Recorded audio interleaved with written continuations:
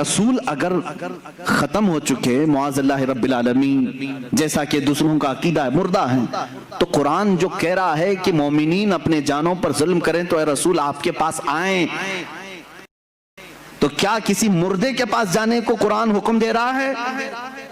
اب اس کے جواب میں وہ یہ لوگ کہتے ہیں نہیں، یہ رسول کی زندگی میں آیت آئی تھی، رسول کی زندگی میں یہ آیت آئی تھی، اور جو اس وقت گناہ کر رہے تھے ان کو حکم تھا کہ وہ رسول کے پاس آئیں، رسول ان کی سفارش کریں گے تو اللہ ان کی توبہ قبول کرے گا۔ میں ان سے کہتا ہوں میرے عزیز پھر ہمارا کیا قصور ہے؟ قرآن کیا اسی زمانے کے لیے اترا تھا یا قیامت تک کے لیے آیا ہے؟ قرآن کب تک کے لیے ہے؟ قیامت تک کے لیے۔ میرے عزیز قرآن کی آیت صبح قیامت تک کے لیے ہے، یہ صرف اس زمانے کے مسلمانوں کے لیے آیت نہیں آئی، صبح قیامت تک کے مومنوں کے لیے آیت آئی ہے کہ اگر تم میں سے کسی سے گناہ ہو جائے تو تم کہاں جاؤ؟ کہاں جاؤ گے؟ رسول کے پاس۔ یہ آپ کھل کر کے بولو، ڈرو مت کہ کیسے جائیں گے، ویزا لگے گا کہ نہیں لگے، میں بتاتا ہوں، اس پر بھی میں آتا ہوں، لیکن قرآن کی بات ہے۔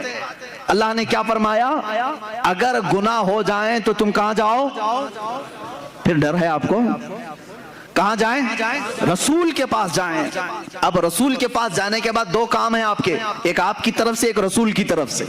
آپ اللہ کی بارگاہ میں توبہ کریں گے، رسول آپ کی سفارش کریں گے، تب آپ کی توبہ قبول ہوگی۔ اب آپ سوال آتا ہے، ہر ایک کی طاقت نہیں سفر کرنے کی، کیسے جائیں مدینے؟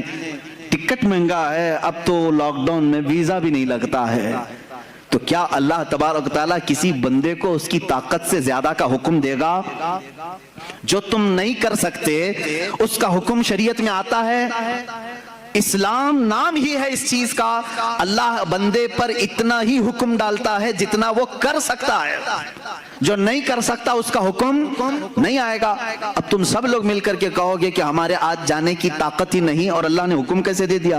گناہ تو آج صبح بھی ہوئے ہیں ہم سے، دوپہر میں بھی ہوئے ہیں، شام میں بھی ہوئے ہیں، اور اللہ فرما رہا ہے رسول کے پاس جائیں۔ اب اس حساب سے دیکھا جائے تو کبھی ٹکٹ ملے نہ ملے کیسے جائیں رسول کے پاس؟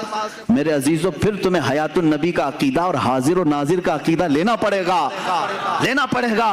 اے عزیز، اللہ نے تجھے کب کہا کہ تو چلتے ہوئے، سفر کرتے ہوئے، اس طرح اڑتے ہوئے، ٹرین میں، بس میں آ جا رسول کے پاس؟ اللہ نے یہ فرمایا بس تو رسول کے پاس آ، چاہے جسم کے ساتھ آ یا تصور کے ساتھ آ۔ حضور پاک صلی اللہ تعالیٰ علیہ وسلم کی بارگاہ میں جب ہم کھڑے ہوتے ہیں تو کہتے ہیں حاضر ہیں در دولت پہ گدا، سرکار توجہ فرمائیں۔ تم جہاں سے کہو گے سرکار سنتے ہیں۔